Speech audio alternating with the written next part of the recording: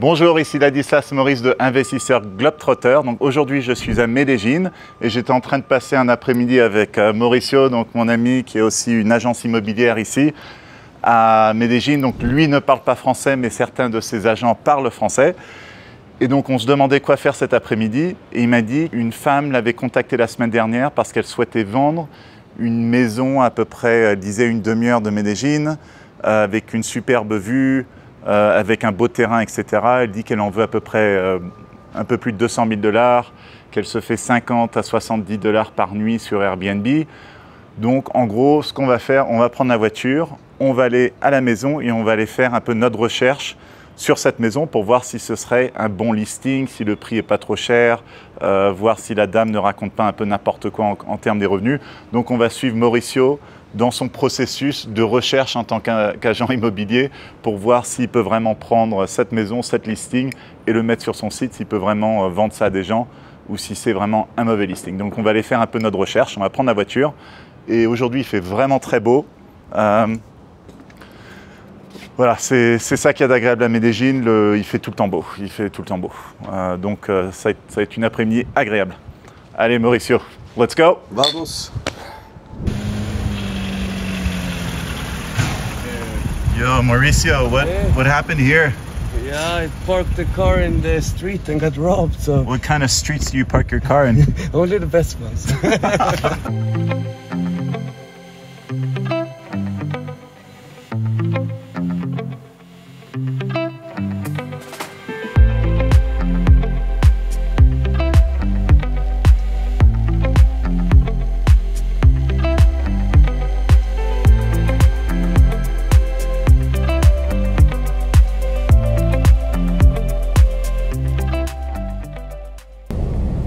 Looks like we found the place.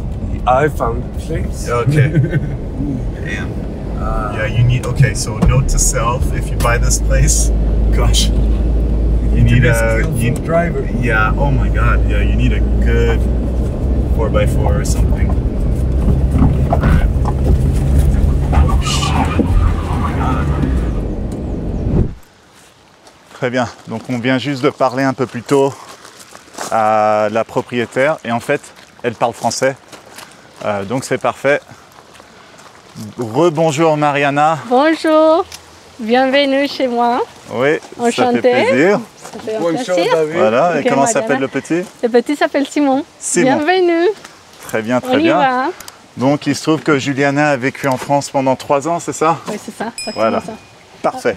Merci. Donc, la maison, combien de mètres carrés? La maison, c'est 120 mètres carrés. 120 mètres carrés, ok. Et donc, tu la vends pour combien? Je la vends par 950 millions de pesos colombiens. Ok, donc ça fait à peu près 210 000 $. Et donc, il y a 2 chambres, c'est ça? Oui. 2 chambres. C'est la chambre principale avec la salle de bain. La Ok. deuxième chambre, les salons. Et là sont tous les vêtements pour la machine à laver. La terrasse, 30 mètres carrés. Voilà, ok, vraiment, la vue est vraiment, vraiment superbe. Et donc, combien, le terrain fait combien de mètres carrés? Et par les papiers, c'est 200 mètres carrés. Ouais. Mais en réalité, c'est un petit peu plus, c'est 2600 mètres carrés. C'est assez courant en Colombie qu'il y ait une différence entre les mètres carrés sur le titre de propriété contre ce qu'il y a vraiment en réalité. Donc ça, c'est assez courant. Donc c'est pas vraiment un problème. C'est pas le genre de choses qui m'inquiète ici. C'est beaucoup de maisons sont comme ça ou même d'appartements. Ok, donc je dois vous demander, Mariana, pourquoi est-ce qu'il y a une caméra? Donc c'est un Airbnb, il y a une caméra à l'intérieur du Airbnb. Oui, on la met là par sécurité. Car d'abord, c'était ma famille et moi qui on habitait ici. Alors on l'a fait pour notre sécurité. Mais la seule. C'est dangereux ici? Et non, pas du tout. En fait, c'est trop sûr. Mais de toute façon, comme il y avait 2 petits, c'est mieux d'avoir les précautions. Et les gens, les clients Airbnb ne sont pas furieux? C'est que moi, si je devais venir ici pour le week-end et je trouvais tout d'un coup, voilà, je voyais ça, une caméra à l'intérieur de l'appartement, je serais vraiment pas content du tout. Et 2 voyageurs qu'on a eu, seulement il y avait un qui s'est qu'ils n'étaient pas très contents de la voir. Mais de toute façon, sur l'annonce, on a la caméra à l'intérieur et les autres 5 caméras à l'extérieur, c'est ça. Ok. Et donc c'était un Colombien ou c'était un Américain qui n'était pas content? Non, c'était une personne de la Russie. Ok, un Russe qui n'aime pas les caméras. Un Russien, ouais. Ok, très bien. Donc ici, ok, rien à dire, machine à laver, on n'a pas besoin de regarder ça. Ici, salle de bain, douche. Ouais. Là, c'est les mezzanines. Une petite mezzanine Ouais. où en gros c'est juste un bureau. Ok. Et l'internet, c'est quoi la vitesse de l'internet ici? Et maintenant, c'est 10 mégabytes. 10 mégabytes, ok. Donc c'est pas très rapide. C'est pas très rapide car on est dans une partie rurale. De toute façon, c'est le maximum qu'il peut y avoir. Ici. Voilà. Donc c'est un peu un problème pour les gens qui veulent faire du remote work, les digital nomads. Donc rester ici pendant un mois, ça marcherait pas. Donc c'est vraiment plutôt une destination pour le week-end. Ok, ça c'est la chambre. C'est agréable, c'est très haut. Quelle est la hauteur du plafond? C'est 4 mètres. 4 mètres. Ah ouais, 4 mètres de hauteur. Ok. Et là, la salle de bain, agréable. Ouais. Très bien. Après, on va aller regarder tes chiffres, Mariana, en termes des rendements sur Airbnb. Ok. Ok. Ça me va. Mais quand je vois ça, en gros, et ça a coûté combien construire cette maison? Dans ce moment, c'est 500 millions de pesos colombiens.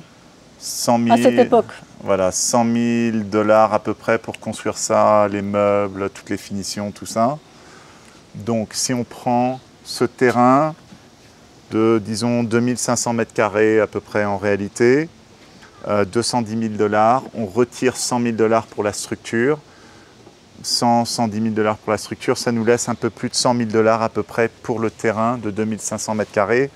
Ça fait un peu plus de 40 $ le mètre carré. Donc, je ne connais pas les prix ici. Donc c'est le genre de discussion qu'on aurait avec, qu'on a déjà eu avec Mauricio. La structure, c'est à peu près ce prix-là. Après, en gros, la négociation, c'est sur le prix du terrain. Donc, est-ce que 40 $ le mètre carré, est-ce que c'est trop cher pour le coin? Est-ce que les voisins, est-ce qu'ils sont en train de vendre à 20 $, à 25 $, à 30 $ le mètre carré? Donc, c'est ça le genre de, ou plus, c'est ça le genre de discussion qu'il faut avoir pour potentiellement négocier le prix ou au moins comprendre ce qu'on achète. En fait, c'est vraiment là le point important. D'habitude, Mauricio a une de ses collaboratrices qui est avec nous, Juliana, qui parle parfaitement français. Aujourd'hui, elle ne pouvait pas, donc il y a juste Mauricio qui sourit, qui fait le beau, et moi qui fais la vidéo. Mais si vous avez besoin d'un agent immobilier sur Medellín qui parle bien français, Juliana parle parfaitement le français, elle a habité 5 ans en France. Donc, ce qu'on va faire maintenant, Mariana, on va aller regarder sur ton listing Airbnb et on va aller regarder combien d'argent tu as reçu dans les 12 derniers mois. Comme ça, on peut calculer le rendement à peu près. Ok, on y va. Allons-y. Bon, c'est parti. Très bien. Donc, on voit ici, on a mis les 12 derniers mois, donc avril 2022 à mars 2023. Comme ça, ça donne vraiment l'impression sur 12 mois. Et on voit qu'on était à 38 millions de pesos colombiens, ce qui fait à peu près 8 500 $. Si on applique à peu près un ratio en termes de coût d'à peu près 40%, ça nous amènerait à un peu plus de 5 000 $ de revenus nets par an. Donc sur un prix d'achat de, disons, 210 000 $, donc sans négocier, on prend juste le prix comme il est, ça nous donne un rendement net d'à peu près 2,5%. Et Mariana, ton taux d'occupation, c'était combien? C'est 50%. 50%. Par mois. 50 par mois. Par mois. Donc dans l'année, à peu près 50%. Ouais, c'est ça. Ok. Donc voilà, donc ça donne un peu une idée des chiffres. Donc Mauricio, is this a good investment? Est-ce que c'est un bon investissement? As a pure investment, the returns are too low than you want to see.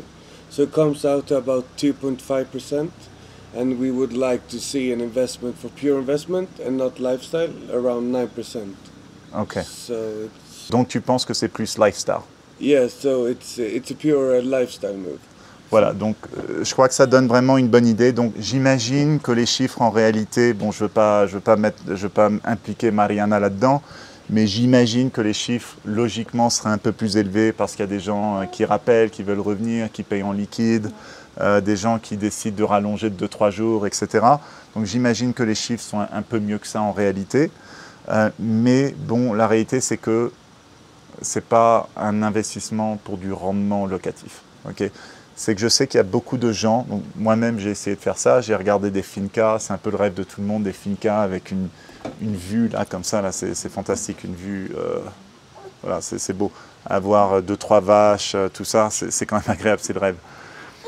Et essayer de faire ça et avoir du bon rendement, se dire quand je ne suis pas en Colombie, je mets le truc sur Airbnb, je me fais un bon rendement, je viens quand je veux, tout est prêt, c'est confortable. Oui, mais en fait ça marche mais sans le rendement. Donc on a à peu près du rendement de 2,5%. Vous avez accès à la propriété pendant les moins bons des 50% de l'année en gros. Donc ça peut faire un mix lifestyle, un petit peu de rendement, ça couvre les frais, voire un peu plus. Dès que vous commencez à prendre les week-ends ou les vacances, votre rendement baisse en proportion parce que c'est les jours où les gens bookent. Donc voilà, donc en gros, cet exercice, ça montre que quand vous essayez d'acheter une finca en Colombie, de manière générale, vous aurez du mal à avoir du rendement. Donc c'est surtout une décision lifestyle. Donc vous faites un peu de lifestyle et vous avez un peu d'argent sur le côté. C'est comme ça que ça marchera, mais il faut vraiment manager vos expectations, comme on dit en anglais. Donc, si vous êtes intéressé par le marché immobilier à Medellín, il y a un lien en dessous. J'ai écrit tout un article sur les quartiers qui sont intéressants pour investir à Medellín, des analyses des rendements locatifs sur Medellín, etc. Après, Mauricio, donc, qui est suédois à la base, a une agence avec pas mal d'agents immobiliers, dont une francophone qui parle parfaitement le français, une colombienne qui habitait 5 ans en France, et donc qui peut vous aider complètement en français pour tous vos besoins immobiliers ici à Medellín. Et aussi, il a quelques fincas dans la région, donc ce n'est pas sa spécialité, mais il en a quand même quelques-unes à vendre aussi. Donc si vous êtes intéressé, vous pouvez le contacter pour ça. Très bien, donc Mariana, je sais que tu es assez occupée avec le petit Simon, mais merci beaucoup pour ton temps, pour nous montrer ça. C'est très joli. Merci beaucoup. Très très agréable. Déjà, il y a le caméraman un peu plus tôt, il disait comme quoi il veut booker ça pour un week-end. Ok. Voilà, bientôt. Ça me va. Vous êtes bienvenus toujours. Merci. Ok. Bonne journée. N'oubliez pas de télécharger mon e-book gratuit 12 erreurs à éviter lorsque l'on investit dans l'immobilier international que vous trouverez sur mon site qui contient aussi de nombreux articles sur l'immobilier et l'expatriation. À bientôt.